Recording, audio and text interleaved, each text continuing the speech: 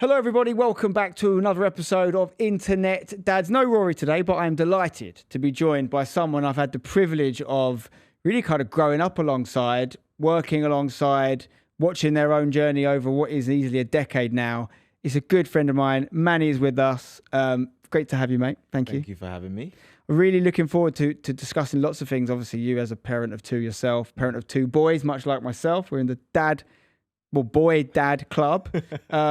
Before we get into that, a quick bit on Manny. If for some reason you're not affiliated with all the amazing things Manny's been doing over the years, YouTuber, come up in the same sort of generation, if you like, of me, younger than me. We'll get into that. I'm one of the older boys in that generation. But the same sort of time we came through, like me, lots of gaming stuff originally, but very well. What you always stood out for in our group was actually your football ability.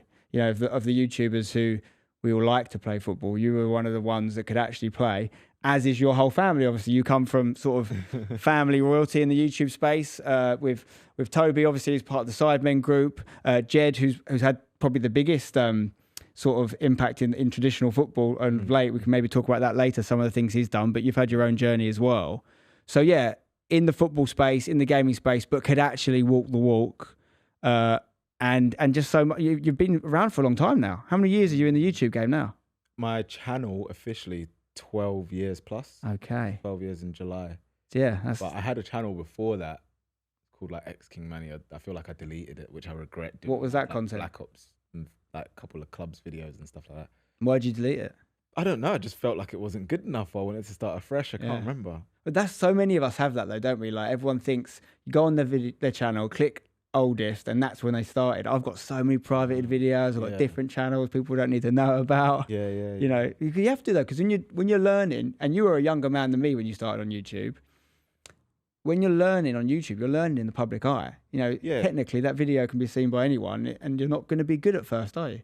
I just remember like the earliest days of YouTube. Like I remember still like getting my banner done. It's a guy called Adam Pike who does a lot of editing and work for Sidemen now, and he was like my thumbnail guy and graphics guy for like 10 years of my YouTube. But I just remember like creating that banner, trying to figure out a name. Like I was like, do I go with your boy Manny, so YB Manny? Do I try and, because obviously Manny was just originally taken. There was a makeup artist as well called Manny who was doing his thing. It's mad to think that now, obviously, you'd be like, obviously Manny's taken, but back then you might have got away with it, like because we were so early in YouTube. You might have actually been able to have Manny. I think, like now I've kind of got just Manny. Yeah, you got it now. Yeah. Yeah, but like I was struggling with the name, and then I just was like, oh, I'm gonna be making FIFA videos, so let me call it FIFA Manny. So then that's how that stuck. But I remember doing my first video and how many takes that I did, and also when you just start, you're not confident. No, of course not. So like I hated hearing the sound of my own voice. Yeah. I probably did upwards of 30 takes of the intro alone, and just being in my house as well, where anyone in the house can hear you. It's also embarrassing. Like, oh, I'm getting this wrong. Like I'd be like, yo, what's going on, guys? Yo, what's going on, guys? Especially you've got two brothers probably giving you stick as well. Like, oh, he did. Well, then again, at least your brothers are in the space. You know, like you had an older brother in Toby. Yeah. How much of that was because we're going to talk about your kids. We're going to talk about being dads, but we also talk a lot on this pod about like just family dynamics in general. Yeah. You've obviously got a pod with your brothers now, family ties as well.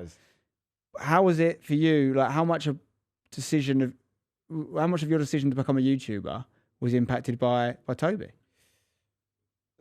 This is quite a big impact, but for multiple reasons. Toby is one of those guys, if you know him, he is just good at picking anything up. So if he picks anything up, he won't be bad at it. And even if he's bad at it, he will spend time to make sure he's at least decent at it. So when it came to YouTube, obviously he started picking up things from Josh, and before that he was making instrumentals for some of Josh's videos and stuff like that. But do you remember HD PVR? God, HD, what is that? The capture card. Oh yes, of course, yeah. So we wanted one of those because we realized that's what you needed to like record your. It's before the Elgato days. Before the Elgato, and he was like, "Yeah, ask mum," because I was kind of the kid that would push boundaries and find like if I wanted something I'll get, or if I wanted something I didn't mind asking for it. So I was like, "Oh, go ask mum." I asked my mum for it, and next thing you know, she gave me a card for this thing's like £170 because I'd somehow gotten her to buy into the thing that. Yeah, it's like a bit of a career that could be or whatever. Yeah. But I didn't think I believed what I was saying. What were you? How old were you? I must have been maybe around 13. Wow. And that's kudos to your mum there, because I think it often gets overlooked in all our individual stories, particularly if you were that sort of age and coming through. Like, you need some sort of support from your parents, be it to buy you a thing you need, if it's a camera or a thing, or just to believe in letting you spend your time doing it. Yeah. And I think now parents are probably a little bit more scared about a 13-year-old kid going on the internet, because it feels like this more dangerous place almost. And I can't wait to hear a bit more about your thoughts on your kids in that. I know they're a bit younger now, but when they grow up. But at that time, it was much more unknown, wasn't it? And so your parents kind of going, oh, he wants to record a video, we'll get him a thing. Yeah. What a massive moment that was for you. It's a massive moment. And the scary thing is, like, yeah, she allowed us to get it, believed that, I think maybe Josh had started doing some stuff at that point or whatever. And Toby, the moment it came anyway, he took it and I didn't see it. Classic big brother. Yeah, he took it and I didn't see it. And I could only ever use it if he was out the house. Once he showed me how to use it. But even in that's why he started YouTube a year before I did. Yes. And even then, for him, that was like a graft. He was doing uni, doing computing or something. So he was trying to finish uni and trying to jump on the YouTube stuff, doing COD and FIFA videos, coming up with Josh. But when I started my journey, he showed me the ropes of like, he literally showed me, this is how you record, this is how you cut, there you go. And then that's why I find it funny where everyone, well, not everyone, people will say to me, oh, like, you're only big in YouTube because of your brother. And I'm kind of like, when I was coming up, he wasn't big in YouTube. So it's not, no, because of my brother. Yes, it does open doors in certain ways at certain points, like knowing Josh or getting to know Simon or any of the Sidemen at all. But when I first started, I thought it'd be a walk in the park. So I thought, like, he had like maybe like 7,000 subs when I started YouTube. So I thought, oh, like, I'm going to do this video. People are going to see I'm Toby's brother and I'm going to get 5,000 subs maybe, or 7,000 might join me. But it wasn't that. I uploaded my first video and I was actually quite disappointed. I was like, oh, I got to like 100 subs and like 3 comments maybe. And then from there, I realized, actually, no, this isn't going to be easy. I'm going to have to put a graft in. So every idea, everything that I came up with, the amount of videos and series that I started, FIFA series as well, that you could probably go back and see on my channel now. I started it, didn't like that, start another one. Started that, didn't like that, start another one. So I had to come up with my own ideas and create my own identity in whatever way to be like, yeah, I'm Toby's brother, but I'm myself. Yeah. In the same way. So I always find that interesting as well, because it's such a common theme in all of our journeys, is the sort of try again. You know, people might discover you from a certain series or video and think that's almost where your journey began, but actually there's so much attrition and trial and error before that.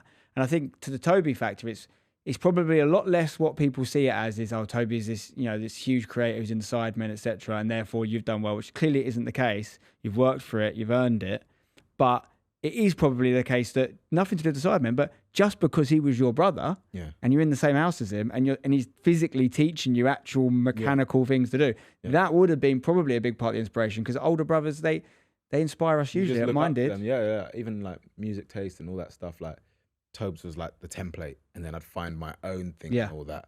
So it's always been that way, and I always like, I'll never say, oh, Tobes didn't help me or didn't show me how to do this, but I don't like the term that people try and use of they made you. Yeah, of course not. I don't ever believe someone can make you. I think someone can give you a platform, give you an opportunity, but what you do with it after is then up to you, you know, because I could have gone and done something and got myself cancelled, and do you know what I mean? Yes, yeah.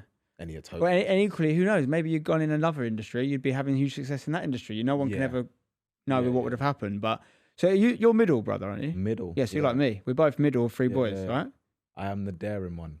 Okay, is that you decided you're giving yourself that title, or you are? They will tell you the same thing. Like, if my mum hid the Xbox and stuff like that, I would go and find it. If I didn't want to do something, I'm not doing it. If I didn't want to go somewhere, I'm not going there. Or I'd make a fuss and I wouldn't be afraid of the consequences. I'd act like I wasn't afraid of the consequences. I wouldn't say I'm the daring one, but I would say I have a lot of the second part of, like, I would be happy to do my own thing, kind of go, or almost not want to be part of the crowd. And I think there's definitely a middle child syndrome thing, and everyone has it to different degrees. Sometimes it comes out as attention seeking. Sometimes, because generally you'd say youngest gets spoiled. They generally say oldest is the sort of trailblazer, has to do everything for the first time. Maybe doesn't get spoiled, but maybe is sometimes considered as a bit of a favourite because they're the oldest. And often the middle is the kind of, I don't want to say ignored, but almost a forgotten one. Like, you're just going about your day. I mean, most middle siblings I know, and I'm obviously biased here because I'm one, but they're the most interesting, I think, to say it quietly. I think generally, like, if you look at me from the outside and you don't know me, I'm probably boring.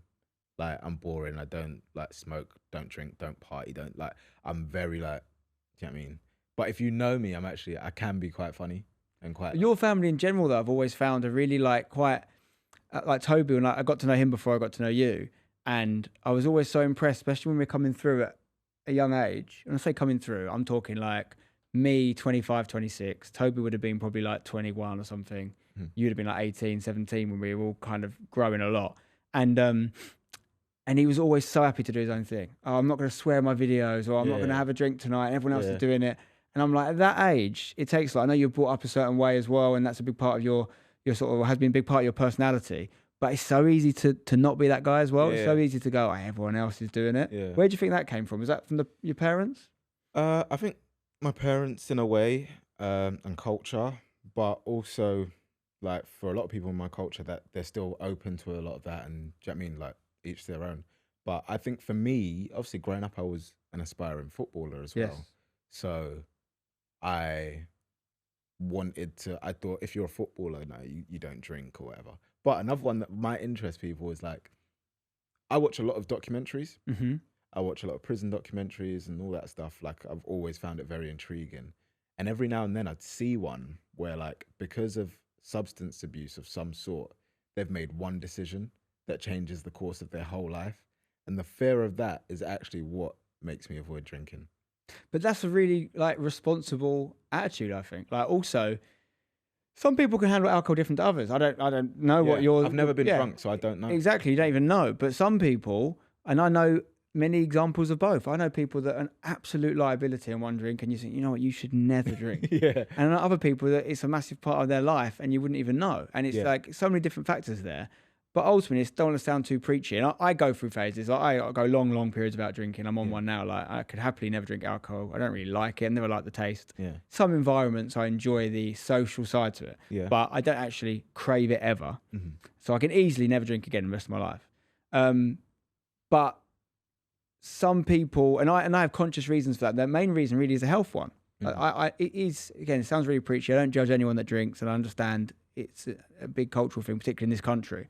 But it is poison. It is literally poison. Like, it's not, it is dehydrating you. It is, sometimes I always like the more sugary drinks, so it's just more like ciders and things over a beer. And that's obviously high sugar content. Like, so in my opinion, it's not about, oh, you shouldn't drink, but it's about what are you getting out of it. If it doesn't make you, so say you're uptight, maybe hard to be extrovert, then maybe a drink might help you in that environment. And I can see a social utility for the drink there. If you don't need that, I'm not someone that needs that personally, then I have to ask you, what am I actually getting out of it? And I'll tell you what, mate, the older you get, the hangovers become a thing, like to the point where you're talking like 2 or 3 days to recover from a couple of drinks. Like, and I feel it in my body, and it's just, I just don't need it in my life. And I've probably retired from drinking at least 10 times in my life, and you always get clawed back in, but I'm hoping not this time. But let's talk about football, because you mentioned it there. Speaking of football, this is for our viewers at home. Look at this on my leg, right? I made the potentially unwise decision of coming out of semi-retirement on Sunday, played for my old Sunday league team, rock hard pitch. 1 minute in, I thought I was the oldest person on the pitch by at least 5 years. So I was like, I'm going to show these young pups what a man's game is. I go straight in on someone. If you're wondering, quality sliding tackle, took the ball and the man, proper old school. But I've just basically removed all the skin off my leg. And it's just like, I can't bend, it doesn't hurt. But if I bend it, it opens the wound and I need to let it recover. So I have to keep my legs straight all the time. But that's my sob story. Our own football kind of relationship, if you like, goes way back. And I've got up. When was the first time? Do you remember the first time? I think it was, tell me if I'm wrong, you may or may not remember. I think it was the Copper 90 tournament when I played the whole thing. I played the whole thing as FIFA player. So you wouldn't have known me at that point because I was in costume the whole time. No, but I knew you as the FIFA player. I don't think, but you wouldn't, until after that, you wouldn't have made, God, that guy's a guy called Spencer. Because I was full character the whole time there. If you don't know what FIFA player is, by the way, so it's a character that I played, but I had to wear this balaclava, this snood. So, by the way, playing football with a hood up and a snood on, you have no peripheral vision at all. I couldn't see, they say check your shoulders. I couldn't even see in front of me. And you just, once it gets sweaty and that dome was hot, The snooze sort of becomes, it's almost like being waterboarded. Like it becomes this soggy thing. You can't breathe for it. So it was not the wisest decision that day. But that was a very ahead of its time tournament. I was working for Copper 90 at the time. There hadn't been many of these football get-togethers of the creators. That was like the first one. It had to be up there. I think Slash Football did something similar as well around the same time, maybe. That's an old blast from the past, if you remember that channel. Well, I worked with them, didn't I? Of course you did. Yeah, you go. So, and then people, this is the thing, right? Me and you have been around for so long. So many of these channels have come and gone in the time. Some still here. Yeah. But that was, I think, the first time I saw you playing, and it was quite clear you were one of the better players. And like, okay, and you would have probably been like 16 at the time or something. 16, yeah. So good player. And why it's important in our story as well is it laid the foundations really for something I went on to do called the Wembley Cup, which you were a big part of. And we've got to talk about the big Manny drama. I know you've talked about it loads of times. I don't think me and you have ever been on camera talking about it. No, we haven't. And it's 10 years since we did it now. 10? Yeah, it was actually 10 and a half years. Wow. I always see the clip like resurface. Any sort of betrayal and people like, like that's never hit me, or this has hit me worse than the Wembley Cup. They like remember it in their brain. I mean, because so many people were at a certain point in their life, and we made that show as well, like audience-wise, that it's like a big part of their kind of, maybe one of the first times they'd seen any kind of semi-scripted fake beef, if you like, which is what it was. And we'll get into it now and give you some context for those of you who don't know. So one of the big things I did on YouTube that really kind of laid the foundation for the rest of my career was this thing called the Wembley Cup. And again, I was a couple of years older than the rest of the boys. I'd come out of a full-time job. I'd worked in production companies, and I was like, getting mates with all the Sidemen or you lot, and I was like, right, there needs to be some sort of big soccer aid type thing for YouTubers. Never been done before. Explaining it now, it sounds obvious because we've had the Sidemen games, all these things, but at the time, it just never happened. Yeah. And I originally was trying to get, and I just kind of, we were at Gamescom in Germany, and I was talking to all the boys, and I was like, lads, my friend had just played in this tournament in Vegas, and I was like, that sounds so cool. If I can get us all to Vegas to play in a football tournament and make content out of it, will you all play it? Yeah. And they were like, yeah. So I go back, I start pitching it to YouTube and pitching it to brands who I had like relationships with from my old job. And we got eventually introduced to EE, the phone company, and they were like, well, we've got Wembley. We sponsor Wembley. Do you want to do it at Wembley? Yeah. Never even thought that we could get to play at Wembley, because that, again, was unheard of. Yeah. So then, long story short, we put this whole series together. We start telling a story over a period of episodes, which again was quite new at the time, building the team. Ultimately, to give EE as much sort of, coverage as possible, because they were paying for everything, but also to get people excited for that match, which actually was behind closed doors game, And what's amazing is I commentated, obviously, the Sidemen game this year. I've been lucky enough to do the last few, and it was exactly 10 years since we played in front of no fans at Wembley. They were now playing in front of 80,000 at Wembley, or whatever it was, 90,000. Cool. What a decade it'd been, right? Yeah. But going back to that 2015 Wembley Cup, ends up getting 20 million views on YouTube, completely launched my channel, my career. And I always am first person to hold my hand up and say, all you lot that played in that literally built my career for me. It's so funny that you say that, because we had a conversation the other day and I was like, do you know what? Thank you for that opportunity, because I don't think I've ever really come out and said that. I honestly, when you say that, my initial response is, I'm so sorry about what you went through with the whole drama thing, because we've got to clear this once and for all. I know you've explained it. I'm pretty sure I've explained it multiple times. And I know we did something on Twitter when it first came out, because people just got the wrong end of the stick, right? This is where it's interesting to understand the psychology of the sort of producer of the show versus the psychology of the audience. So here's what actually happened, right? We're building a team over the series, and the way it worked was, I was going up against the Sidemen. So the match was Spencer FC versus the Sidemen, right? Yeah. And because obviously, and this is even 10 years ago, those boys were already so busy, so in demand, there was no way we could get them to be part of the series. Yeah. So we had to reverse engineer it. It wasn't like, I want the series to be me building my team and then I'll play. I wanted everyone involved, but the Sidemen could only make the final day at Wembley. So much so that, I don't know if you remember, we played the game at like 9 a.m. It was really early, which for YouTubers at that time was ridiculously early. Yeah, I don't know. All the boys turned up. That's why I'm having because you ended up being on their team. Obviously, they all turned up having not slept. Really? They turned up. They're like, I've been editing a video. I went to bed at 5 a.m. Yeah, and I'm like, because the whole time I was in. When you look back now, one of the things I dealt with, and as we know, it ended up leading to some drama in the later years. This sort of concept that I was setting myself up to win almost. Yeah, and like. When there's that narrative against you, the one thing you don't want is your opposition turning up with no sleep. You want them to be the best version of themselves so they can't throw it back at you afterwards if you win. Yeah. But what happened in that particular Wembley Cup is, because of the fact that we couldn't get their team there until the final, and we need to tell a story in the earlier episodes. We also needed those earlier episodes to have as many YouTubers with the most subscribers as possible to build the value for EE. So, for example, when it meant people like yourself or people like the F2 freestylers who were able to be in the series, we needed them. That meant they had to be on my team. Yeah. Because the format was we were building, but the bit building the team and picking. We were building the team, and where it gets more complicated than that is at that point in time. And listen, I get on very well with Billy. We are very good friends, and I've made peace with all this drama. I'm not trying to bring any of it up, but it's important context. Those lads had to be on the same team. That was a non-negotiable contractual agreement. They had to be on the same team. So therefore, if they're in the episodes, that means they have to be on my team.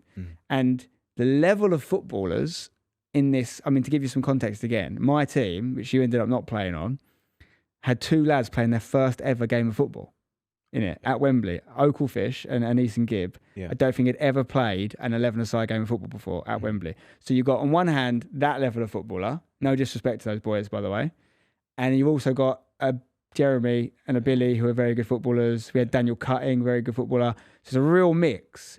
And no one really knows the level of everyone either, really, because it's not really done many of these 11-a-side games together. So all I'm trying to do is get, and this is where I'll be very honest, the most views on this thing as possible and as many subscribers out of it as possible, right? So of course I can't go to the F2. Oh, you have to just be in the game and not play in the episodes then because the Sidemen will want you, and therefore, you know, we're not going to get any value out of them and their subscribers, right?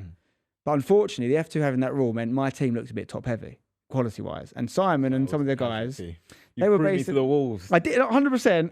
If I knew now, then what I knew now, we would have probably not done it because I didn't think it would get the reaction it got. I wouldn't change anything. And that's very good of you to say, but you did get some stick, didn't you? I wouldn't change anything. So from my perspective, I just remember the person organising it, T. Yeah. She was like, oh, like, we want to run this narrative and you'll play on your brother's team. I heard play on my brother's team. I was like, yeah, cool, I don't mind, whatever.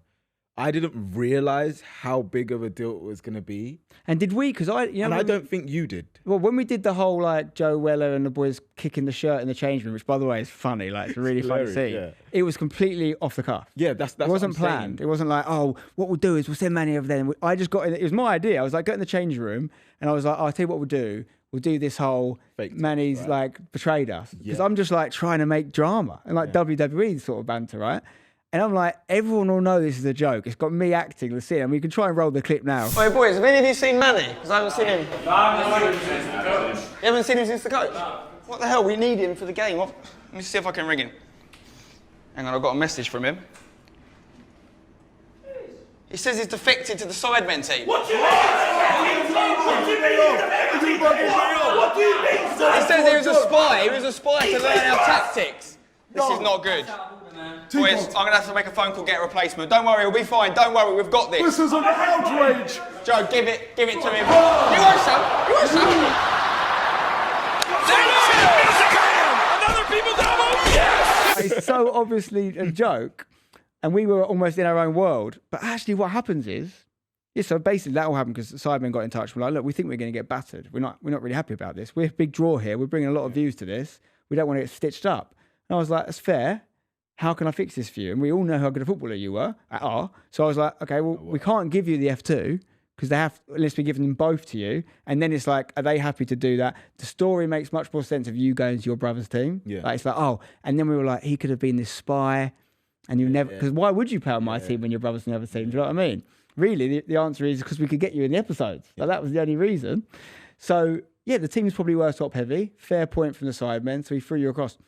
And we created this drama out of it. But when it all goes out, and again, as much as I was really sorry to see you get like the brunt of it, I was also pretty proud because we got people really emotionally invested in this story. They actually when cared. You know the story's really good if you can't tell if it's real or not. Yeah. To this day, like, people are shocked that that wasn't real. You literally made it up on the spot. I was getting like, so what happened in the game is I ended up getting a really good chance and I just scuffed it. Oh yeah, I remember that.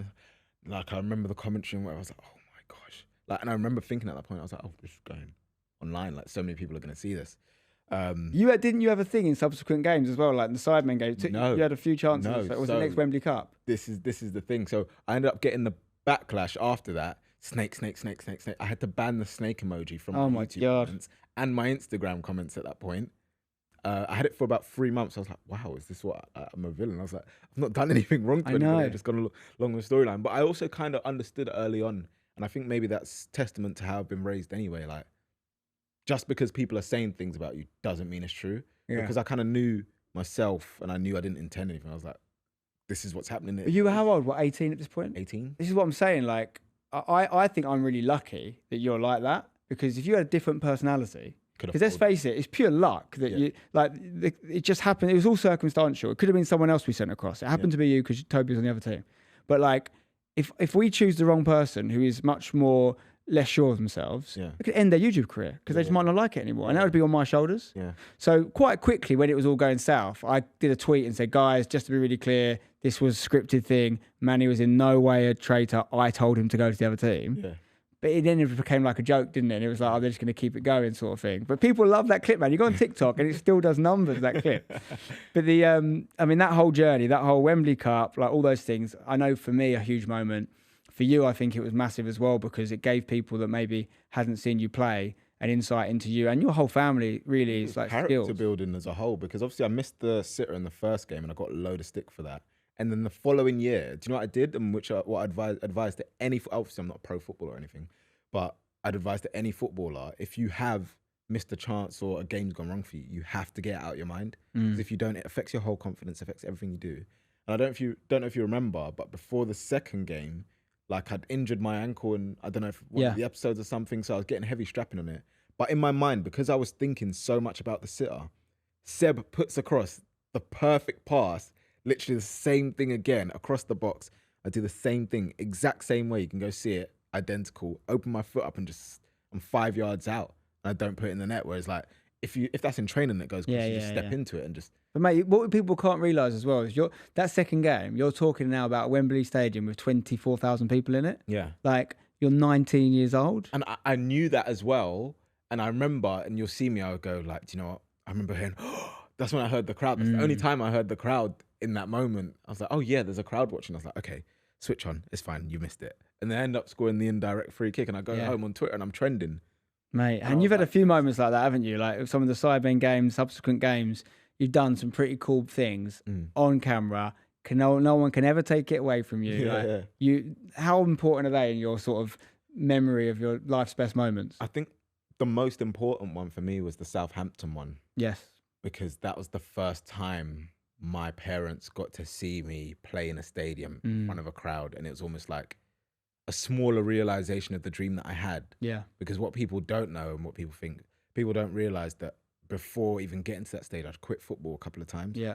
When I was 14, or whenever I was in like year 10, early year 10, I stopped football. I was playing for VCD Athletic, who now plays Step 4 or whatever. And I had vitamin D deficiency that's giving me pain in my knees and in my bones and like giving me chest pains. And I was off school for like 6 weeks and taking supplements for it and everything. And my dad said to me at that point, he's like, till you've recovered from this, you're not playing football. And then at that point, I can't bother to play football. So I just stopped. And I was just found more fun staying at home playing COD and playing FIFA and stuff like that. So I couldn't be bothered. And I didn't start playing football again till I went to a college academy thing. And I was like 16, 17 at that point. And that's when I started playing football. And even then, I played that for a little bit, scored in the FA Youth Cup as well, which was pretty cool. We were like 2 rounds away from playing Chelsea and stuff like that. I came off the bench and scored a winner. But I had those moments. But even that wasn't enough for me. I'd lost my love for football. And then the YouTube sort of football world brought it back. Yeah, and then I'd gone to uni studying accounting and finance. And then I was like, do you know what, maybe I should get back into football and make a push for it and actually try and go pro. But I was doing YouTube. I had 40,000 subscribers at that point. So I was kind of like, maybe not. I was going for it. And then I was like, I want to leave uni. So at that point, left uni on 60,000 subs and then just went to follow YouTube. Was there a moment for you, and that sounds like that was it, where you almost said, I can put everything into football. You know, I could go 9 to 5 training down the park all day until a club gives me that chance, take that chance, make sure, hope for the best sort of thing. Or I could do YouTube. And you chose YouTube, basically. Yeah, that was the moment. Because even when I was at uni at that point, I didn't want to be there. And I was getting up at 5 a.m. to go out and train outside, dribble through cones or whatever, then try and go to the gym or whatever. I was even at a point like not going to lectures to do this. And then I left uni, focused on YouTube.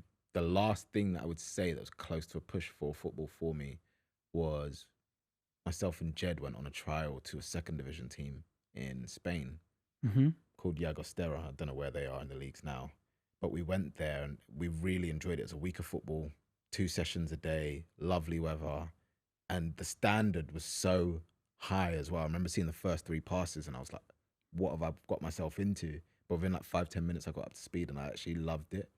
The only things at the end of the trial, they said, technically they scored us like 3, 4, and then it's like physicals 2 for me. And I don't know if I had another 2 or 3, but it wasn't the levels that they wanted at that point. But still, I took so much positives out of that experience, and that was the last time. And even then, before I went there, I wasn't training. I just turned up and had the trial. You know what I mean? And in the trial matches, interesting, I played right back and left back. Place I'd never played in my life before. And obviously, if anyone knows me at that point, I'm a winger. Yeah. So, And you've gone on since that point. Many people, you could obviously say that decision was vindicated. You've had great success on YouTube. You built a career, and we're going to get into talking about the family that you've been able to provide for. Do you have any regrets? Does any part of you think maybe I could have made it in football? And if so, do you think that would have been a better job, or do you think you've actually got a better version of I think I've got a better version. And I remember talking to a coach about it, and he's like, you're probably like doing better off than the top 1%, or than you're in the 1% of footballers sort of thing. Like you're doing better off than most. Not to brag or anything. But Yeah. Because being a professional footballer doesn't mean being a wealthy professional footballer. It doesn't. If you're League 2, if you're National League, which is an amazing level, it's the level my team are desperate to get to. Yeah. But you're not affluent. You're not what everyone you're thinks that being a footballer. They think it's and it's a small career. We talk about YouTube and the anxiety that can come with wondering whether we're going to have support forever. But theoretically, you can be a YouTuber all your life. You can't be a footballer all your life. You can't because the physical demands. But it's just football's so dynamic. All it takes is one person not to like you, and then whereas like in YouTube, in a way, you have your own destiny in your hands. 100%, and that's why I chose not to be a footballer as well. So I don't I don't have any regrets. But the one thing I will say is I reckon if I put everything I put into YouTube into football like I was gonna do when I got to uni, I would have done something. I don't know what or what level, but I would have done something because I'm not a quitter. No. When I put my mind to something, I really do it. As you can see with like the YouTube stuff. Definitely. And I've enjoyed being a little bit involved and watching your whole family's football journeys from afar. Obviously, you've played a couple of times for my team, hashtag. Yeah. Your brother's trained with us. Obviously, I played football with Toby a lot. That Southampton game you talked about, I was on your team that day. That was before I got aged out and moved into the commentary box, which, by the way, is a way better gig for me. But it's and the fact that we both come from families of 3 brothers. We both. I've got 3 sisters. Oh, you got 3 sisters as well? I've got 2 brothers and 3 sisters. There's 3 brothers in the sense of the 3 of you. I didn't know. I literally didn't know you had sisters. A lot of people don't know. So there's how many of you? There's 6 of you. Yeah. So where are you in the actual order of things? 4. You're number 4. Twins after me. Jed's got a twin who was on. How did I not know this? Greatness. She sang on Destined for Greatness. That was our sister. So you're all doing bits. So you're all doing very interesting things. What do your My parents have tried. What do they all do? One's a teacher. One works for something to do with the government. I don't know. You know, one of those ones. A couple of them went straight. They went legit. The other's a singer, and she does. Yeah, she does. Man, so that's okay. So that obviously sort of defeats my point. But we are still three brothers on either side. All your 3 are probably more like football focused, I'd say. Seb and I have always been to football. My younger brother did his own thing, but we all kind of in the industry a little bit. We've all worked together with our brothers and things, and I've always looked to that in your family and enjoyed that, and I always do. You know, my family are all involved in what I do and the football team and stuff. So whenever I see it in other families, I always think it's nice to see it. Like Dan Egan, he retired his dad and got his dad working for him. Like these things are nice things, but it's inherently linked to family, and those things don't happen by accident. It might not be by design. It might not have been a conscious thought. You know, I'm gonna get in the same industry as my brother or whatever. I never planned for my older brother to work with me, but it just happened because we've got a good relationship. Yeah. But that has to come from something. And I'm really curious, as we now morph into the sort of fatherhood discussion, how that has informed your own parenting style. So we've both got 2 boys, similar ages, actually. Yeah. I think mine are 4 and 1. Mine's going to be 4, and the other one's going to be 2. So super, super close. Yeah. But of course, we were very different ages when we had our kids. So you were 24 with your first child? You were 24, I was 32. So 8-year difference. Yeah. Talk to me about that. Young dad. I mean, I think we can say young dad. I don't think it's super young, but youngish. Yeah. And I guess crucially within the YouTube world, really one of the first, weren't you? Yeah. There's not many boys around you that are all kind of popping kids out left, right, and centre now. Yeah, but yeah. you did it before it was cool. Yeah.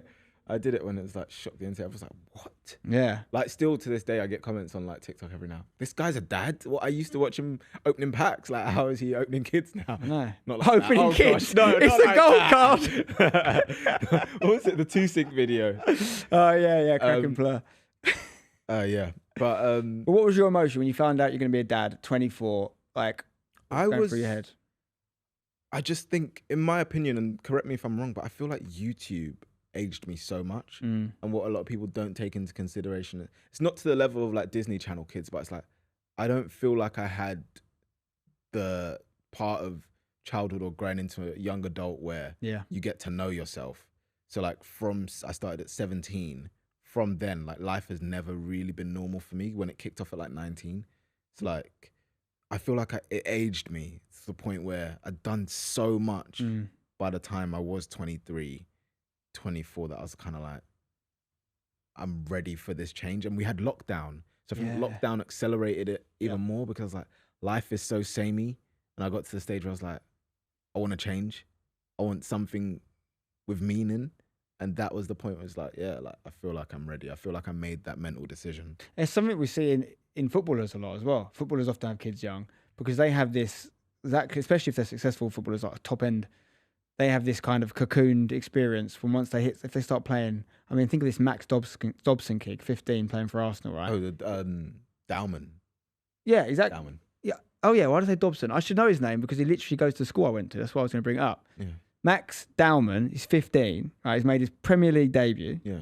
He played in the summer. I think made his debut in Singapore for Arsenal. He goes to the school I went to. He goes to the same school as Frank Lampard went to. Interestingly, as well, he made it from that school.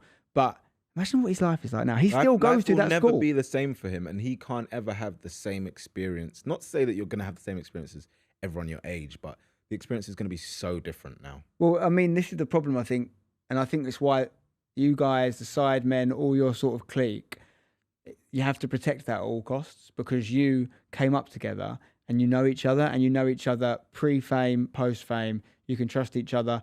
Max, unfortunately, and this is not a Max, Dowman issue versus anyone else, just a fame at a young age issue. It's going to be really hard for him to ever know who his true friends are unless he's got a core group already with him. And even then, how often does a 15-year-old stay mate? I'm not mates with the boys I was mate. I've got one mate from when I was 15. And my best mate, I've been mates since I was 7. Plays all man's dog Mangy, the streets never forget. No way. I've known him since I was 7. But all my other pals that I'm really close to now, I met past that age. And so it's a so difficult hard. thing, right? I still have quite a few of the friends that I grew up with. But the only thing is, even in that, attitudes still change and you're looked at differently. Like I would find it difficult sometimes when I'd go out with my friends and like they kind of knew that I was earning well at that point. So like if someone's not on that stage, you kind of might feel bad or you feel like as if you have to hide that you're doing well. Which is nonsense, right? Because you probably also went for a period where you're the butt of the jokes that you were doing YouTube. I definitely did. Maybe your generation was a bit younger. I did. I had the boys taking the piss. What are you doing? Why are you making videos? No one watches them. Stop telling us to watch your videos on Facebook, you loser. Yeah. And a few years pass and they're like, hey, can I come with you to that premiere? Yeah. You're like, okay, mate. It's weird because really and truly, you will never know. You would hope that everyone's like cool and chill, but you will never know. No. But you had your kind of life accelerated YouTube experience. Yes. You have a beautiful boy at 24 years old. You then decide to go again. So talk to me about that because this whole podcast came about because Rory was adamant he wasn't going to have a second after his first. He ended up having a second. Yeah. But like, was it a enjoyable process? Did you have any struggles with it? We had a lot that just, and I don't know, to be fair, I'm surprised even after the first experience that we went again. But yeah, we went to the hospital and, the induction and all that stuff that was going on. And then it ended up in an emergency C-section. Okay, yeah. They're like, same as our baby's second. heart rate is dropping. We need to get him out there. Da, da, da. And it's like, that's our first experience of that. And like, the doctor literally had like a consent form this close to my wife's face as she's trying to push at some point. And I was kind of like, what are you doing? Like, let her still push. Obviously, she didn't want a C-section. No. So So we ended up going for that, and even then, in that first one, she lost a liter of blood. Sorry if I'm being graphic. No, I mean, listen, maybe we could say a little trigger warning, but at the same time, like, I think this is important stuff. A lot of people that watch our show or listen to our show, they might be literally about to have a baby. Yeah. That's why they're listening. So it's if you've, I had the exact same experience for our second child, and even though you know about C-sections and you hear about them in the conversation, particularly if they're emergency ones, no one prepares you for that. You can't. And the thing is, the thought process before is like, oh, you get pregnant, you go and baby comes out and you have to push. Yeah. That's not guaranteed. And I feel like looking at it now, I'm seeing way more C-sections than ever. I don't know what the reason for that is, but I remember that experience was like humbling on so many levels because we spent like 4 or 5 days in the hospital. She goes in, she has a C-section, she lost a liter of blood. I'm seeing the person that I love like going through this. She's being positive. At this point, I'm bawling my eyes out. I'm just like, what is going on? And then I think baby comes out, and initially, I don't know if it was this one, but didn't hear anything. Yeah. Initially. That's scary. And then you're like, and then all of a sudden they take them over to the thing, and then you hear something or whatever. I don't know if that was the first or second one of them. But it was just a scary experience. And obviously at this point, I'm still young. And I've never like, if you know me, I've always been good with like playing around with like my little cousins and stuff like that. But like in terms of holding an actual baby, I don't care who you are, I'm not holding the baby. I don't want that responsibility. So I've had to learn on the job. I've learned how to do a nappy there and then because she couldn't do anything. So I had to do that on like no sleep basically. And you know those tight chairs in the corner of the room. Obviously, you're basically invisible at some point to the staff because the woman is the priority and rightfully so in that. But it's just a lot. And it was just so much. And I just remember like going out to her family at one point, and this is a day before my birthday that he's born. Oh, wow. So the only time I slept properly was I went home on my birthday, I think, for like 3 hours. Her mum came over and let me have some sleep. But even then, it was restricted in terms of you could only have one person at the time in the hospital. So her mum went there for it. And it was just so much. And I went out and I remember just breaking down and just being like, what is going on? Mate, it's intense. It was, it's intense, and it's just like... And you watch it all in the films and you think, okay, I have a bit of an understanding of how this whole works. When it's your life and you see life be born in front of you, what a crazy thing. Like, it doesn't matter what you do. It doesn't matter if you've played in front of 20,000 people and scored or whatever, these cool things you've done. Nothing will prepare you for physically seeing a life. And I know there's a philosophical conversation about whether the life is created at that moment or before. But ultimately, you see a living being emerge, whether it's naturally or through a C-section, that didn't, quote unquote, exist a minute ago. Now it does, and you're like, what? It's like playing The Sims. You know, on The Sims they just pop out, but like you're playing The Sims in real life, and even like it takes nine months longer. Yeah, I watch them wandering around the house sometimes, and I'm like, you weren't here before, and you're just here. And sometimes I want to poke them and be like, do you exist? Change outfit. You know? Yeah, I mean, so I went through that with the second born, but one thing I'd never consciously thought of until you just said it then is that almost exactly as you described it, exact same stuff for us. Emergency C-section. I didn't want to do it. She's really upset. She loses loads of blood. We didn't have the is the baby okay? He's not crying moment. I had the is Alex okay moment where she was out of it. And I'm like, you start to think bad thoughts. You're like, oh my God, imagine if my partner died in Perth and I'm now single parent of 2 kids. So the difference with me in that situation is I'm on baby number 2. So I am like, right, I'll look after the baby. You go and sort her out. I'm doing the nappy. I'm like, no problem, right? I'm looking after the baby for a few hours before she even woke up, right? So I'm like, obviously a bit scared, but I'm also, I can handle this. Yeah. If that had been the first child, like it was for you, I don't know how to have handled it. I was a dad of a 3-year-old at that point. I remember knew what I was doing. Literally like I'm shaking, standing up sort of thing. I'm changing the nappy or whatever, and like I'm sort of sat in the chair. Then I'll get a thing. Then the baby's crying again, and I'm up, and I'm like, and then also at some points you're like, I don't want to be too tired because I don't want to drop the baby. Yeah. So it's so delicate. It's just one thing I will always say, and it's not to scare people, but don't underestimate the process of birth. And it's anyone, you have to try and... You got to look at it as life. Maybe you'll do it 1, 2, 3, 4 times in your life, whatever. Significant surgery. You know what's insane? And me and my missus talk about it a lot. The fact that after they have the surgery, they have to try and stand up. quite soon, obviously, because you don't want to get like the clot in or whatever. They have to like, and there's a lot of surgeries that are less, how do I say it? Invasive. Serious or they're more minor surgeries that you have to take more rest for. But I feel like for a C-section, a woman actually has to kind of go back to business quite soon. Yeah. Especially if the dad's got paternity of 2 weeks or whatever. It's like the stuff that people don't really talk about until you're experiencing it. You don't really know. Was your second C-section as well?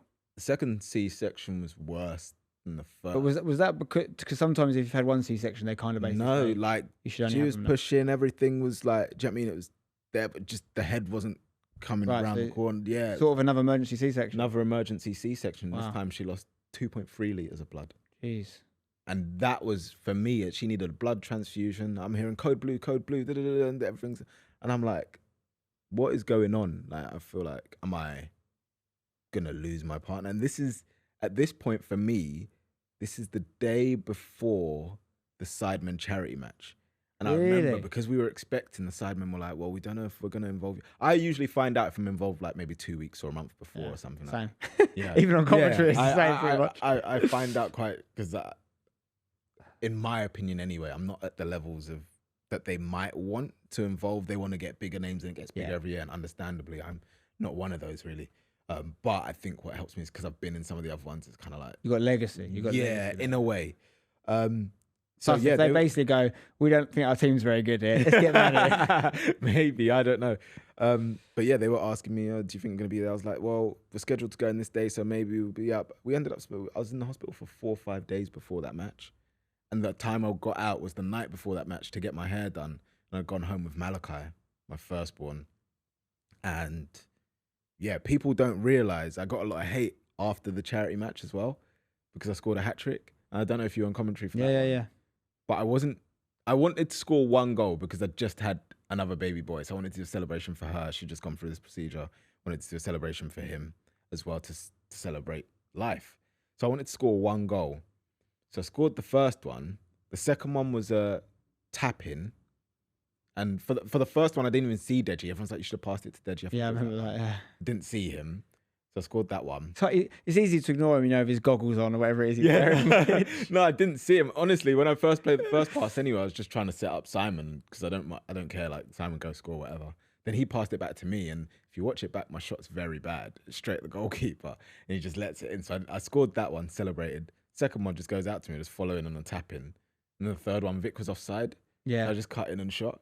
And I got loads of hate, like, try hard. Why are you trying so hard in the game? I don't know for you what it looks like from the outside, but I really struggle in those games. Because it's really weird pacing. Yeah, the pacing's weird. It's not like a semi-pro sort of environment. You can have one guy who you like want to go easy on because you just know they're out of the comfort zone, and you have like a speed who is not a good footballer, but he's like running at you 100%. You're like, I can't let him come through me. I've got to find a way around. You don't know what to do. And I'm like, you're a much better footballer than me. But even as someone who normally, when I played in those games, have played a bit more football than most people on the pitch, I'd still be like, I've got to get this right. Like, do I go and slide tackle Joe Weller? Or do I let him go past me because I don't want to be that guy? But I also, and that's probably why I got a lot of stick over the years for winning a lot, is you'll know this from playing with me. Like, when it doesn't matter if the cameras are there or not, like, I am very competitive. I want to win games of football, and I've been able to get better players around me to help me because I love winning so much. So I would always err on the side of, they can call me a tryhard. If I leave with a trophy, I'm happy. I usually get it quite a lot. And so I got it quite badly that day. I don't know if it was people unhappy that Speed didn't score or whatever. But I got all sorts of abuse. I got racial abuse. I got just all sorts of names thrown at me. And I was just like, it's not that deep. And if you know what I've gone through the last few days, then... Well, that's a great, lesson for people that watch people on the internet.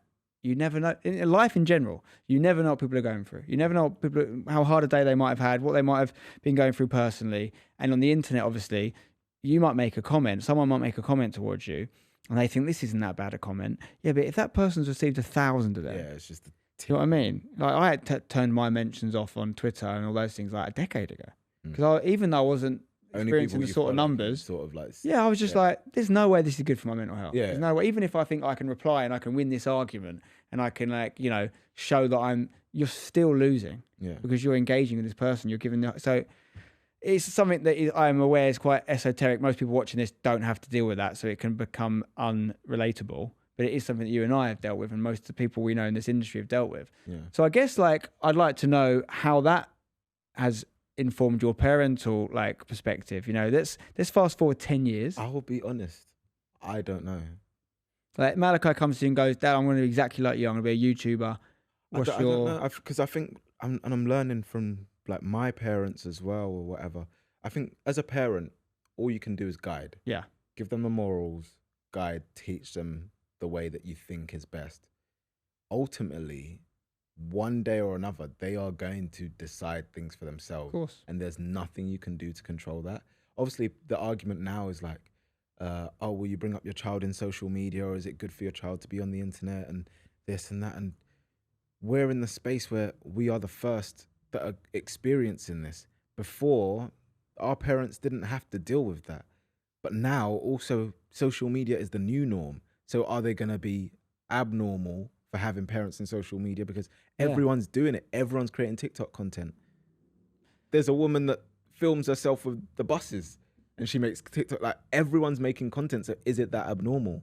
Is it that strange for them to be in this world? Right. And we're still learning, in the sense of these platforms haven't even finished maturing. Like Instagram, TikTok didn't exist, for example, when we talk about this at Hashtag and how we were changing our strategy a little bit now, doing a bit more short content and stuff, because everyone looks at Hashtag as this really innovative thing in football. But when we formed Hashtag, TikTok didn't exist. Yeah. So we're actually quite old school in a way. Likewise. And we've both been around for a long time. And I say the same thing about me and my career on YouTube is like, I almost feel like if I go on a rant on here or wherever and I say, I don't like, the short attention span content and the dumbing down of things, and I have this almost internal monologue with myself where I say, hang on, that's really ungrateful because the content world has given you a career, it's built stability for your family. But I sort of reply to myself and I say, well, hang on. When I started making YouTube videos, it was a website. It wasn't even on your phone. It wasn't optimized for horizontal viewing, vertical viewing. It wasn't optimized for people to be on the platform for hours and hours and hours and maximize watch time and thumbnails. It was literally someone went on youtube.com on their computer and maybe they were on there for 20 minutes and then that was it. And it's a very different mentality. And I'm not saying I'm a stick in the mud and I won't change and I can't, but it doesn't mean I opted in for what it is now. Do you know what I mean? Yes. If you became a car mechanic 50 years ago and you're moaning about car mechanics now, okay, maybe you might not like that it's gone electric or whatever, but you chose to fix cars, right? But to say I was a YouTuber 20 years ago does not mean I chose to be a YouTuber now. They are very different things. You're making a very different type of content.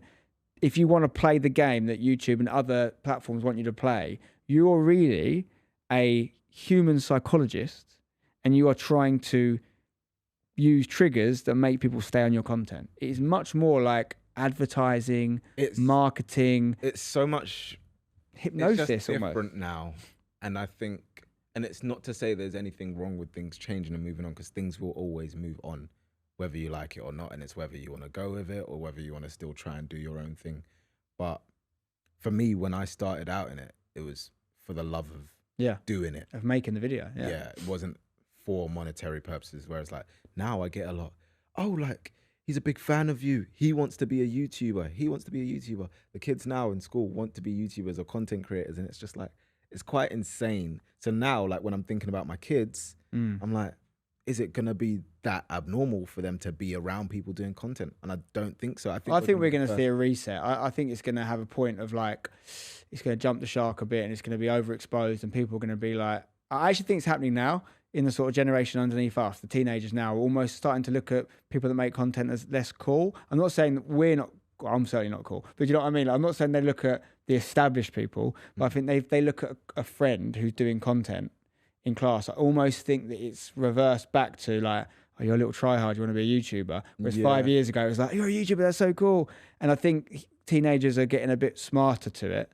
And I guess you and I have the same mentality, I think. My kids, do what you want to do. Give them all the tools they can to enjoy their life. Find your thing. You might be a musician, you might be an actor, you might be a geography teacher, you might be a scientist.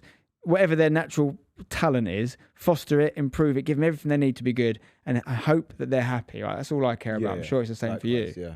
But if it was your choice, though, which it isn't, but if it was your choice, if you were to say, what I'd love my kid to do. Oh, no chance. What would it be? No chance, social media. Footballer? And I don't even think football.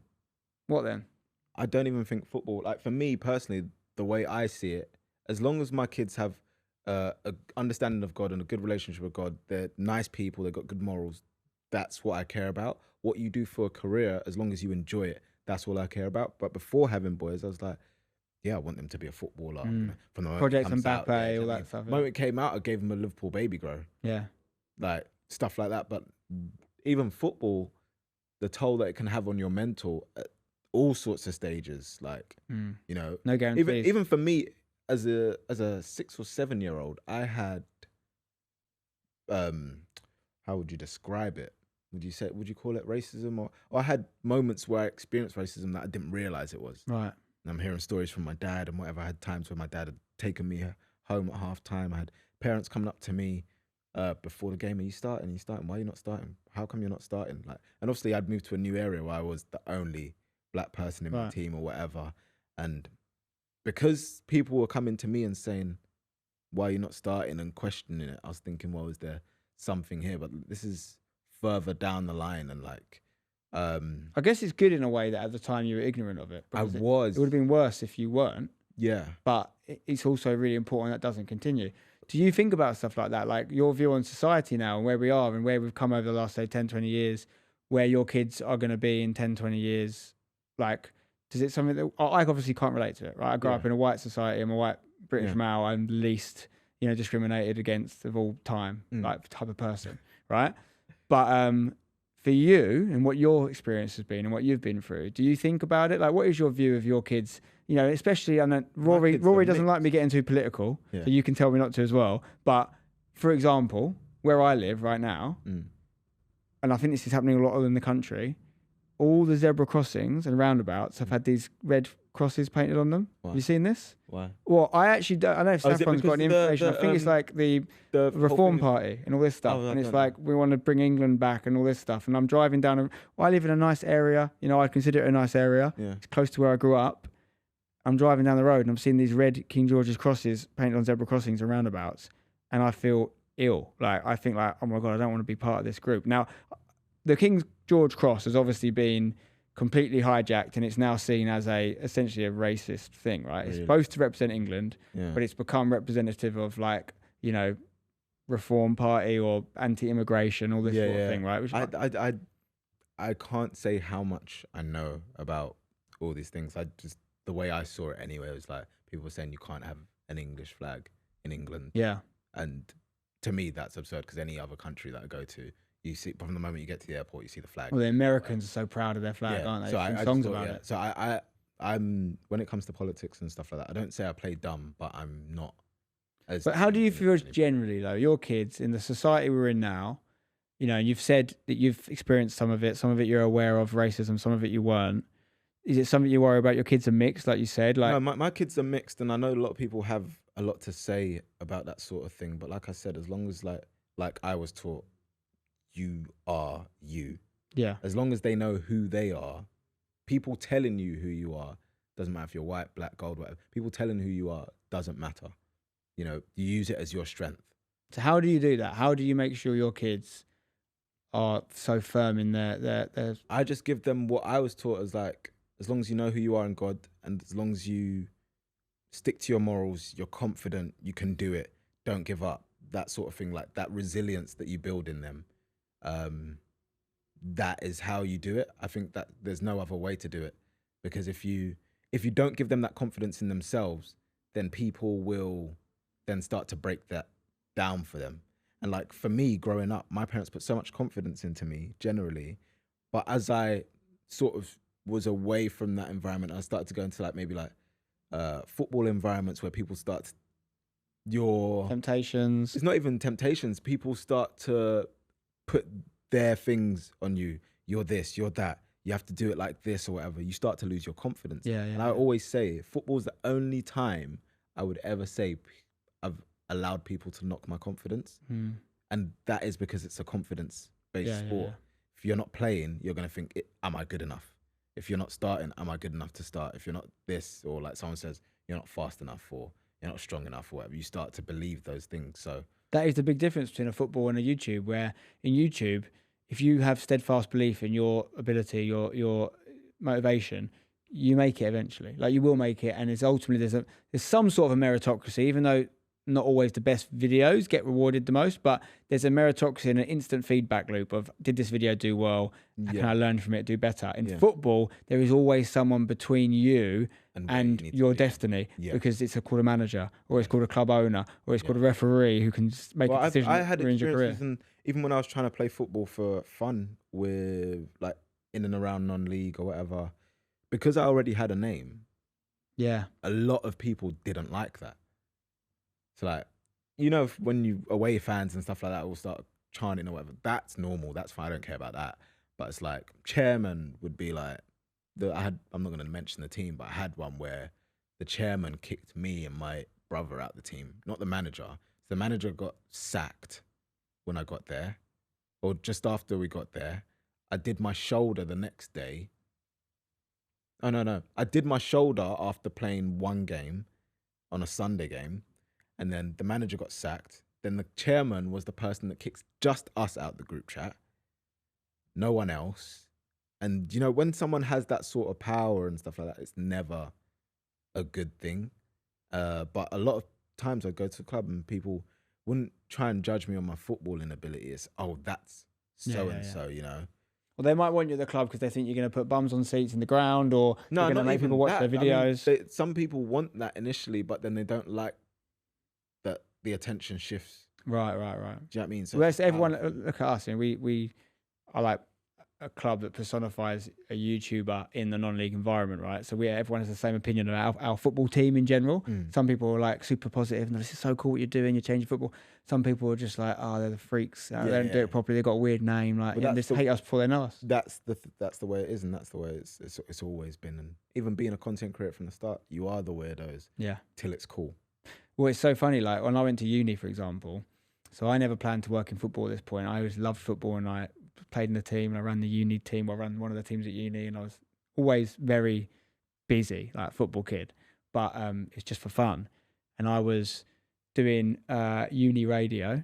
I went to do radio, and I was doing stand-up at the time. So I was going to London most nights to do stand-up.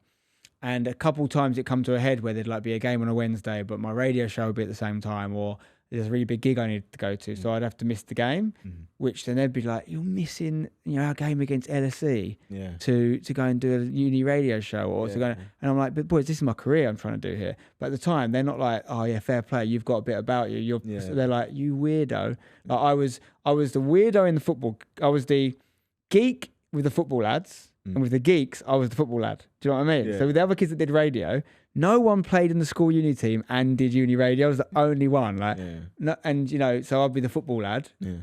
And they think you're almost some sort of like unintellectual, like whatever. And in the football group, I would be like, where you do stand up, you weirdo. But of all the jokes. So you never quite fit in. But that is just something, if you're going to, particularly in industries that haven't developed yet, you have to be prepared for that. You have to be prepared for that. You will get treated differently for a lot of reasons. But like I said, it's just about knowing who you are and being confident in that. And once you do that, even when you do get knocked, you will get back up a lot easier. And that's the stuff that I'm going to instill in my kids. And they're very happy, healthy. But it's just been a journey. And I think even my career, let me not say it's stagnated, because I think that's a whole level. But since having kids, I've had to take my foot off the gas way more. Like I would be doing a stream, temperature's high, I need to go to the hospital. Do you know what I mean? Like midstream, see you later, So I feel like my momentum has really been stopped. And I don't say that as being a bad thing, because I've gotten so much in riches through having a family. And like I've got a beautiful wife, 2 beautiful kids, and it's major for me. But I also think like, maybe from the outside looking in, you would just see my Instagram and think, he lives a great life. I want to be like him. And I get messages like that every now and then. But it's like some of the things that I've seen and gone through in the last, since having kids, been mental. Like stories that one day I will tell, but probably not now. And just like, it's just the mental strain it has on you. And I was saying to my wife the other day, like the fact that you, in a lot of jobs, even if you are going through something, you don't have to visually come out and hide it. Yeah, if that yeah, makes yeah. sense. Put on a Like, show. Yeah. yeah. Whereas like in our job, you have to still go out on the camera and still compartmentalize everything and put it to the back of your mind. And it is the same in other jobs, but I'm saying like to visually do it. Yeah, yeah, yeah. So like To thousands, hundreds of thousands of people. yeah. Yeah, it's very different. It makes you think about, or footballers often they talk about, they might lose their dad or something, and then some of them will go and play the day. Game of football and like Some of them will take weeks off. It's each to their own. Everyone deals with trauma differently. Exactly. I've had my own, we talked about it on here. We lost my father-in-law a few weeks ago. Alex and I had a miscarriage early on that we didn't talk about for a long time. Like, my personal response to that stuff is just dig in. Like, I'm not like going to work harder. I'm still going to take time and I'm going to like make sure everyone's okay. But I'm not someone who like would ever probably get much out of like feeling sorry for themselves. I'm more like, it's fine. Thank you for your concern. I appreciate it. Let's do some work. Yeah. I think it's good to keep your mind busy. Goes on, doesn't it? But some people aren't like that, and that's not that they're worse or better. It's just some people deal with things differently. Yeah. And like you say, you never know what someone's going through. I think what I'd love to understand a bit more about you, which I think makes you a really interesting guest, and we haven't really had anyone speak about it before on this pod, is if you're happy to, is your relationship with God, like, and how you feel about that. Because I know it's something that's really important to you and your family. Yeah. And I'd love to know how, first of all, that was fostered, and like, what was your experience growing up? Yeah. And then how important to you is it that your kids have that relationship? And then thirdly, because I've got a really good friend of mine who's very religious as well, and I grew up with him, and he would do things at school, like go to the Christian Union that we had and things like that, and he would get taken the piss out of for it. It was a thing. I think religion has changed conceptually, hasn't it? It has changed a lot, and I think we're seeing a switch generally. I think people are respecting the religion a little bit more, even though they're always going to get people that don't respect it. But for me, I don't like to say that I'm religious. Okay. I like to say I believe in God, I believe in Jesus. That's what I say, because I feel like if you say you're religious, people then start to hold you to standards that as a human, you're not able to keep up. Yeah. And I think the misconception is that as someone who believes in God, you're meant to do everything right. Perfect. Yes. Whereas like I've grown up, and as I've grown up, I've realized, no, we're probably the worst. But having the hope that like, oh, we've been forgiven means that we can keep trying. So even when we do get things wrong, like someone said to me, or like I got comments, oh, like you had a child outside of wedlock, and it's like, yeah, technically that's a sin, but just because I've sinned doesn't mean that marks me down for the rest of my life. I still have a chance to redeem myself, and I can still go on. And like, humans hold you to higher standards than God. People forget Mary didn't stay with the dad. Yeah, people hold you to higher standards than God, and that's something that I always find very interesting. But like, I know in myself that the journey's been crazy for me, and like for me realizing who I am and where I'm supposed to be and things I'm supposed to do, like I've had to learn it for myself. I was raised in a Christian home where you go to church every Sunday, and again, that's something that affected my football, because I do 1 week of football, 1 week at church. I've never in my life played a full season of football. Sometimes 2 weeks at church, 2 weeks of football. Like, it's so. And that was like an agreement with your parents. If you don't have my to go dad every wanted session? me to play football, but church was more important. So you essentially split it between the two. Yeah, and sometimes I'd have a 2 p.m. kickoff so I could make church, and my church was one of those churches where it was like 2 or 3 hours long. So Right. I would be rushing to make the meet time from church, and sometimes I'd get there after kickoff because we're coming straight from church, or A bit like my uni example. You would have been the football lad in the church group and the Yes. and the religious guy in the football group. Yes. Like, never quite committing to either. Yes. And you have to So- do that, don't you, in life? If you want to be like for football or anything, You you have to be, because you're up against people who are 100% in. Exactly that. And yeah, that's So you have a relationship with God. Don't call yourself religious. You have a relationship with God. It's very important to you. It keeps you on the straight and narrow. It makes you not. it keeps me grounded. It Yeah. it allows me to know that things are bigger than me, especially in this job. You can get carried away and think, I am the man. I got here. I created this. But when I look back and people ask me, how do you get into YouTube and how do you do all this or whatever? I say, I can't tell you. I remember crying in my uni bed in 2014, just crying and just being like, God, like, is this all you made me to be? To go in, study accounting and finance, go and work in an office. Like, if I was to die, the question I asked myself was, if I was to die today, what have I achieved? And I couldn't give myself an answer. I'd just be like, you know, this guy gone uni, didn't get to the degree stage or whatever. Like, I was just like, what is that? And I remember that was the moment where I remember just feeling lost and having that moment where like, God, like, what is this? This is not what I want to be.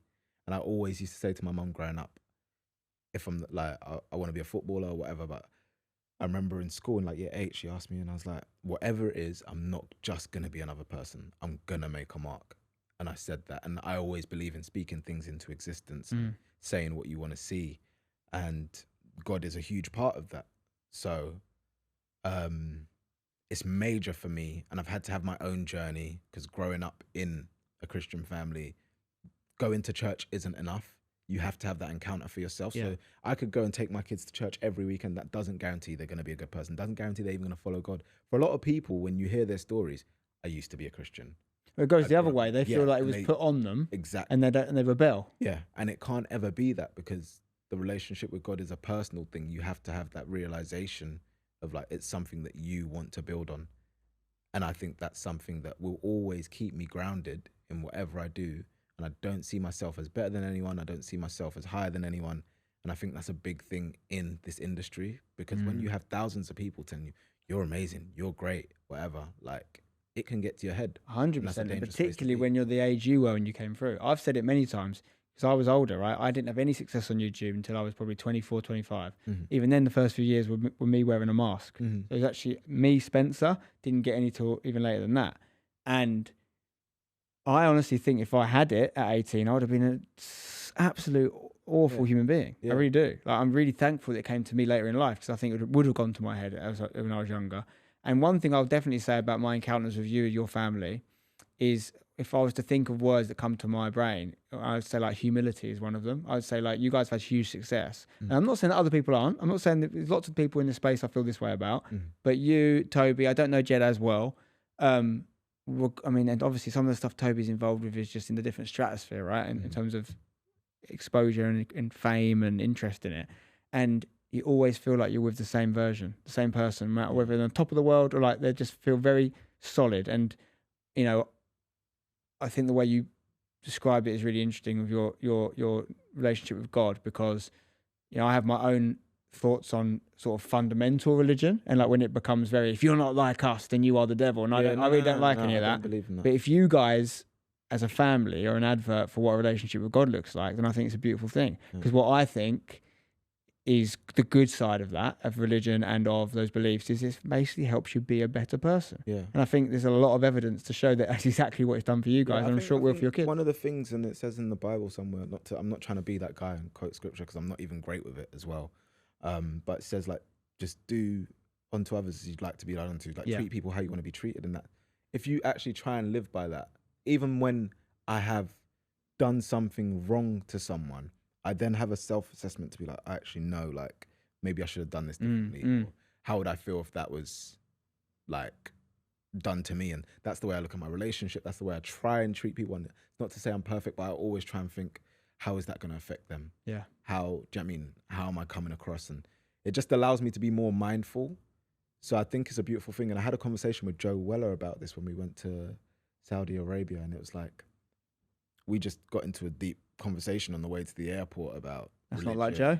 Yeah, about religion and whatever. And he was saying that he's kind of like soul searching and trying to find like this meaning, like, is there a God? He kind of wants to realize. And I said, well, you go on that journey and you will know.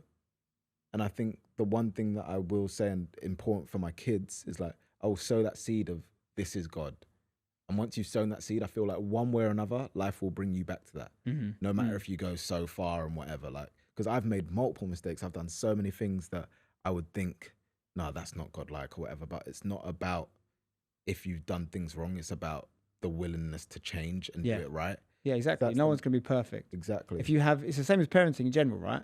No one, especially in this world we're living in now, like you said so well earlier about how we're going through things that the last generation of parents didn't actually have to deal with. And that's always going to be the case for the next generation. It's really about, is someone's heart pure? Is what they're trying to do in their head, at least, for the best for those people? And they might get it wrong, but if it's got wrong with the best intentions, then you can fix it and you can do the right thing next time. And that's all it really, and that's what religion, I think, can be great for, is just giving people that base and giving people that almost little moral code for life. Oh, even if it's the 10 Commandments or whatever it is that you go off.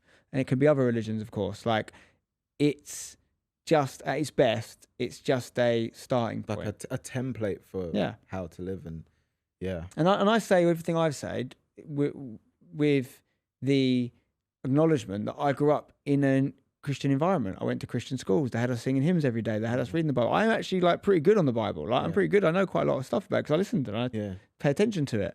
And, you know, I have no issues with any of it. I only have issues with the fundamentalists and on any side. And then we see wars fought over, and these people, in my opinion, pertaining to be religious, pertaining to be people of God, who are killing children and doing things like this. That's the problem with that stuff, because then it starts to, people put you under an umbrella, which is why I don't say I'm religious. Yeah. You understand? Because people put you under, but he's doing this, so you must think exactly like he does. Exactly. It's like, it doesn't work like that. It's a case by case, and it's a personal thing. Yeah. And there is no real right or wrong. There's just that, there's a line that shouldn't be crossed, and it's very hard to defend yourself. But I think it's just the way the world is. There is like always good and there's always evil, and there's gonna be, like, people talk to me and say like, oh, like, how do you get rid of racism out of football? And I remember going on Radio 5 Live and I said, you can't blanket it and be like, everybody stop, because always one individual will spoil it. Always one individual will like go out and do something, and then you'll punish everybody because society needs to get to a point. I always think this one example. I was at West Ham, right? And West Ham, obviously, all clubs do, but West Ham has its wrong-uns for sure within their fan base. I've experienced run-ins with them as well. And I'm with my mate who's Asian, and I actually still to this day don't know if the person was aiming it at my mate or someone else. But we were losing, and he gets up and he's walking out and he says something in our direction, racist and quite horrible. And in that moment, I wanted to stand up and go like, you know, really going, because I'm not a shrinking violet. I can't, like, if I feel a certain way, I need to do something. And also I want to be seen to do something, because I don't want my mate to think that I'm not standing up for him. And I sort of half did. The reason I didn't go in on him, because I genuinely felt I wouldn't be backed up around me. And I actually could make the situation worse. Whereby actually now we're in danger. Which is a ridiculous thing to say about a football club you support, right? And it's why the club I run, I want to make sure that environment is never allowed to exist.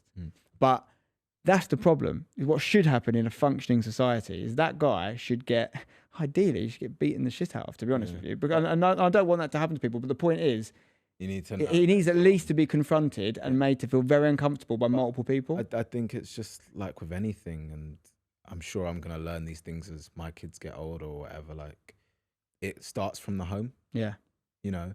And sometimes, like, I've had experiences in my life where, like, I've been racially targeted or abused by someone who's in the older generation, or they've said something that they shouldn't say or whatever. It's like, I take it with a pinch of salt. Because I'm like, that's what they were raised What's by. in their heart is what matters. Like they want to hurt you. Or that person. But even if they do want to hurt me, that's what they were like. There's a lot of people. Racism was normal to them. It's normal to them to look at people as less than back then.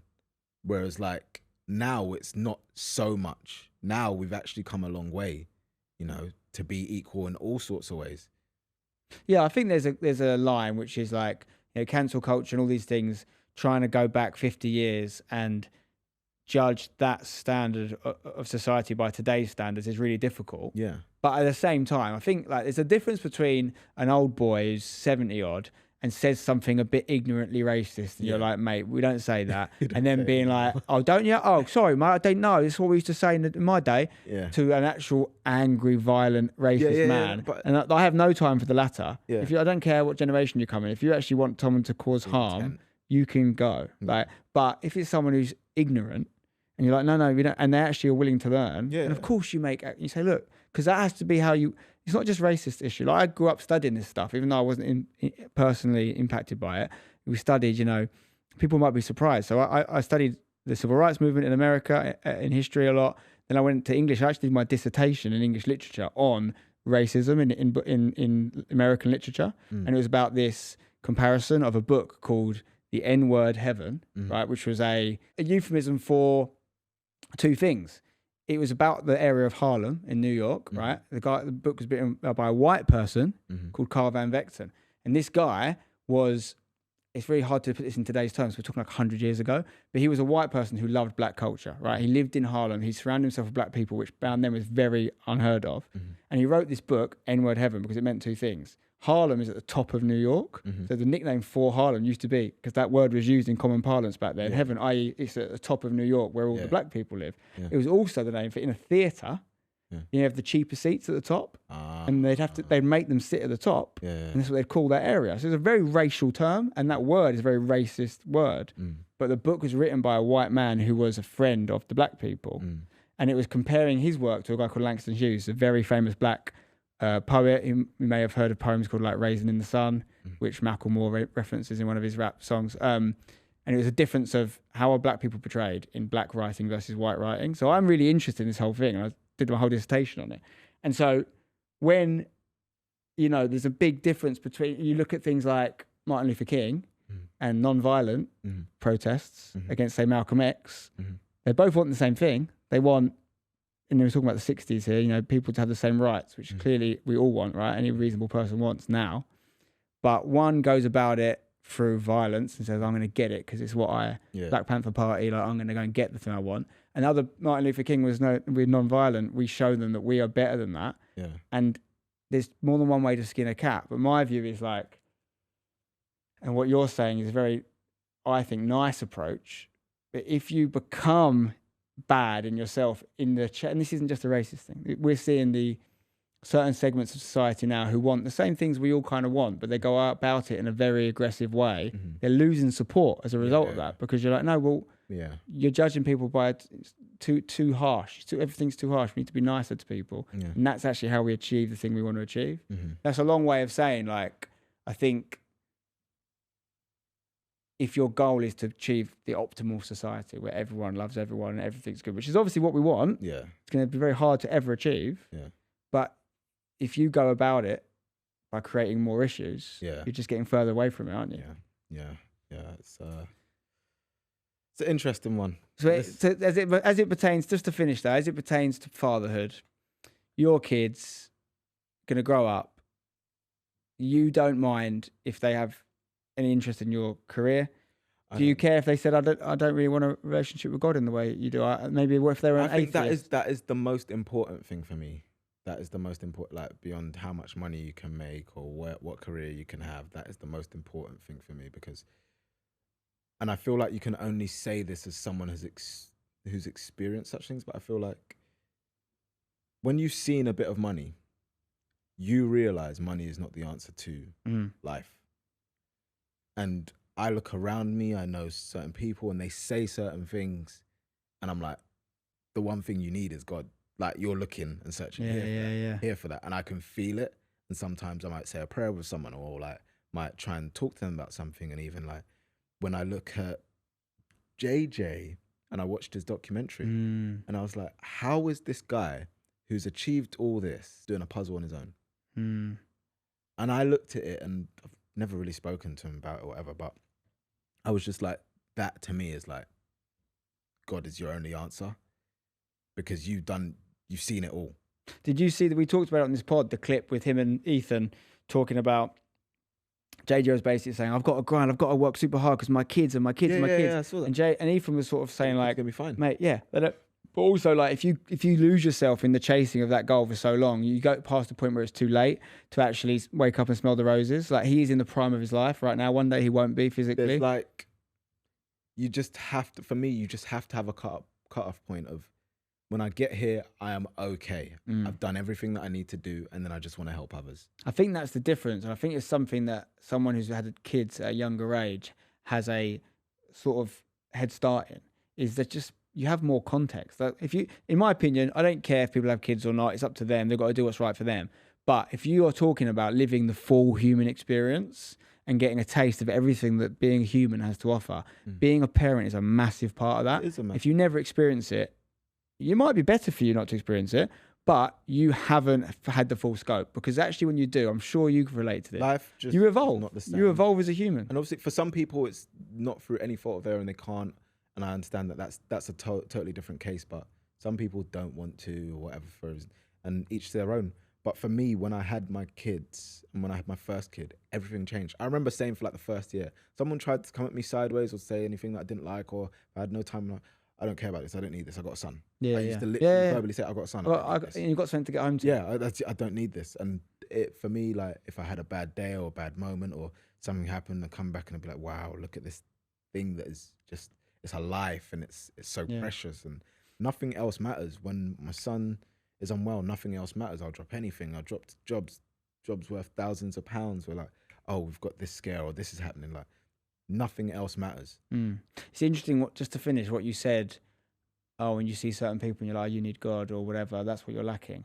Funny, before YouTube ever kicked off for me, I've always had I don't know what the word is. Rory calls me thoughtful, just like an over questioning everything brain. And even before, there was any podcast to be made out of it, it was just a problem really more than it was a positive. And I was at that point, I think I would have been like 23, 24, not like a long time before all the Wembley Cup stuff and all that, but it would have probably been pre-FIFA player. I hadn't quite found that progress yet. I was pushing, but I hadn't quite broken through. Maybe frustrated by that, whatever. I don't remember the full context. I know I wasn't in a great place. And my older brother, who's always been my sort of confidant and advisor, I guess, he said to me something that I remember always stuck out with me, because I would never say I've never identified as an atheist, and I actually wouldn't even say I'm a agnostic, because I actually do believe in a version of God. It's just not the classic version of God. I think I find God in like nature, and I find God in like, I just I don't see it as an old white man in the sky. I'm not saying everyone does, but like I believe in something bigger than us for sure. I just have my own version of it. Yeah. But I've never ever got on with like organized religion. And my brother says to me, he's like, I don't know what you need, man. Like maybe you need to find God, which is a really weird thing to say, because he's not from that background either. Yeah. But he was just looking at me as a human and just sort of going, you need something else. Your experience is not quite there. And maybe he was right. Maybe for me it was having kids, because I definitely changed when I had kids. Yeah. Maybe that is how I found God. Maybe God is in the act of having kids, because it's literally the procreation, the creation of life. 100%. And I see that in just when you look at the growth from this tiny little seed to this being, and just how everything gradually forms. Like it has to be handcrafted. You know what I mean? When you look at a PC and all the components it takes to put it together, and then you look at a child from that, so that it just. But there is beauty and science in nature. If you look at things like tree roots or mushrooms and the cleverness and the mycelium and how they all travel in these really clever directions, and you're like, is that just happening? It has to be either. It has to be like. Well, it has to be either what you're saying, i.e., this intelligent ideation of creation, or it has to be this, what do they call it, Goldilocks situation, where there's a million, what do they call it? What's the old thing? If there was infinity monkeys on infinity typewriters that eventually write Shakespeare, maybe there's all these other versions of the earth where it doesn't work, and we just happen to be the one because there's billions of them. I don't have a horse in the race. One thing I will say is like, there is no one person on earth that has the exact same DNA. Fingerprints. But if you cut open a tree, it looks a bit like fingerprints. I don't know. Well, what does that mean? Yeah. Now we're getting into nitty gritty. Do you know what I'm saying? But like, I just like, even like my dad. There's a point where he's doing cab driving, and he's driving people around, and some guy said to him, he's like, my dad was talking to him. He's like, oh, do you believe in God? He's like, oh no. He's like, and then my dad asked him, well, what do you think wakes you up in the morning? And he said, my alarm.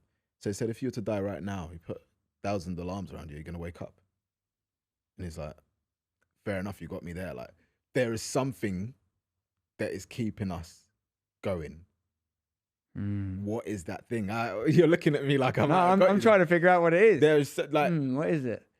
There is something that, do you know what I mean? We have things, and people say, oh, well, science does this, or whatever. Like, but that's God giving us like wisdom to like, he's put us on this place, and we can learn things and evolve, and we have free will to make our own decisions. So it's not do here, go there, do this.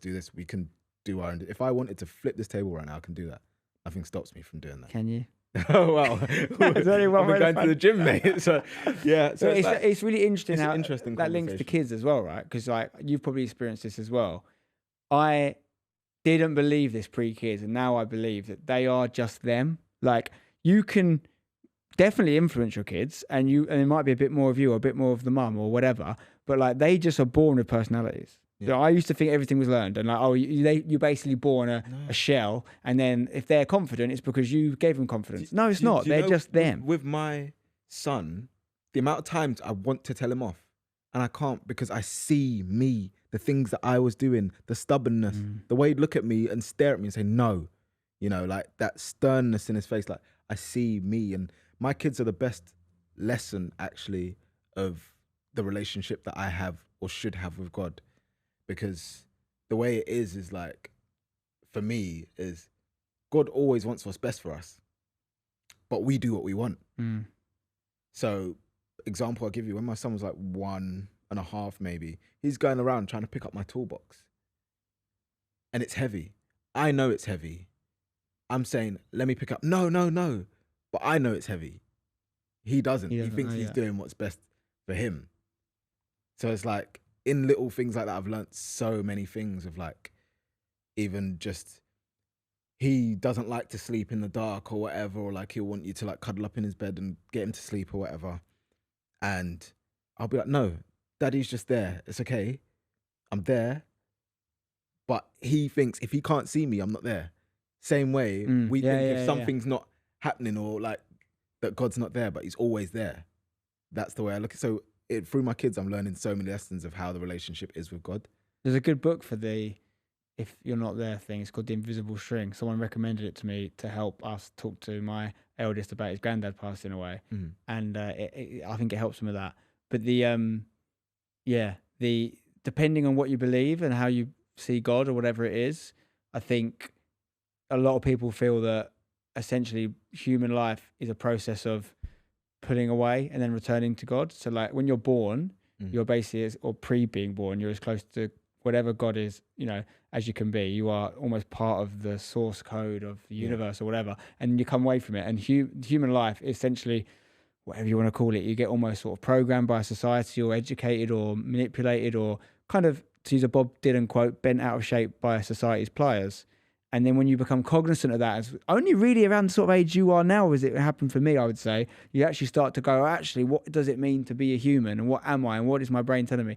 Then you can consciously make a return to whatever you see God as. Yeah. And I think so many people like Bob Dylan, again, someone I look up to greatly, he was like a big protest singer, came through this sort of scientific and like 60s sort of revolution of consciousness. And then randomly in the 80s, he discovers God. You know, no one saw that coming. He starts doing Christian albums and stuff. And it's like, what? People are, Russell Brand's done it famously now, who was famously this child of like indulgence, all these things. So I think that like, if you're around long enough, you're going to have some sort of experience with God. It's inevitable. It's interesting. I'm seeing it happen a lot more. And I think it's a good thing. And it's not, one thing I will say is I don't ever believe you should force it onto people. No, I agree with that. Never, ever, whatever it is. Don't ever force it onto people. Let people come to it in their own time. Yeah. Because when you like force it, and I think people have their different ways of like preaching to people and whatever, but I think the way you bring it across is the way you will receive it and whatever. And I think, like you said earlier, I think the best example of, and the way actually God wants it to be, is we are a reflection of him. So when people look at me, by the way I behave, by the way I treat you, by the way I talk to you, things I say, do, act, that's where you'll see God. You're not gonna, do you know what I mean? I don't have to read 10,000 or whatever. Totally. So listen, I love today. It's been really nice to have you. I'd like you to do one thing for me before we leave, which is I want you to look at the camera. Yeah, if you can. No, look at the camera and imagine you're talking to Manny in 10 years. Okay.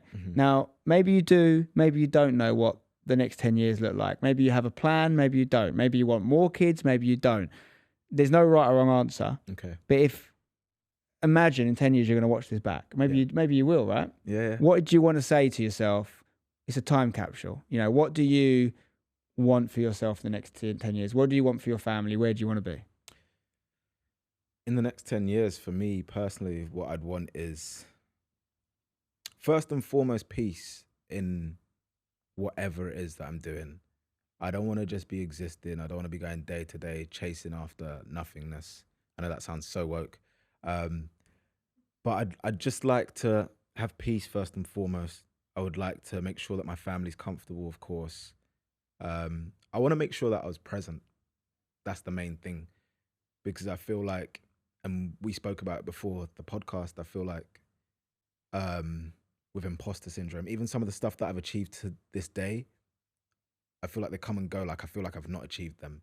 Or I forget sometimes I've got 2 million subs. So I'd want to be present. I want to make sure in every moment till this point in 10 years that I was present.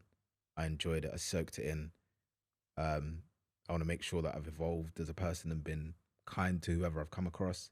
If I've wronged someone, I want to make sure that I make it right. And to be honest, I want to be at the stage where money isn't an issue to me and I can help whoever and whatever I want to help. Because I feel like people look at money as this thing that changes your life, but I feel like God doesn't give you money for you. It's to help people around you and actually make an impact. So if I'm at that point, then I've done well. If I'm not there at that point for whatever reason, obviously God will, I will be, but I hope that I've had a positive impact on whoever I've come across. Excellent stuff. And I think you've definitely done well already. And I think that wherever you'll be in 10 years will be a very good place. And I'm sure your partner and your kids, you know, are going to be very well off as a result, both emotionally and spiritually, and hopefully, you know, in the financial world as well. But it sounds like you've got your priorities in what I would say is definitely the right order. So thank you for coming on. You're a gent. Thank you for having me. Thank you for not taking the Wembley Cup abuse too seriously. It could have been a big problem for me, and it wasn't. And lawsuit coming soon. I think it's out of date now. 10 years is the cut-off. You cannot sue me now. But it's been a pleasure, mate. Thank you, and I hope to see you again soon. And everyone that's watched Internet Dads, if you haven't already, like, subscribe, all that good stuff. Make sure you check out Family Ties, which is Manny and his brother's pod, and all of Manny's other stuff as well, of course, on YouTube. And we'll see you on the next one.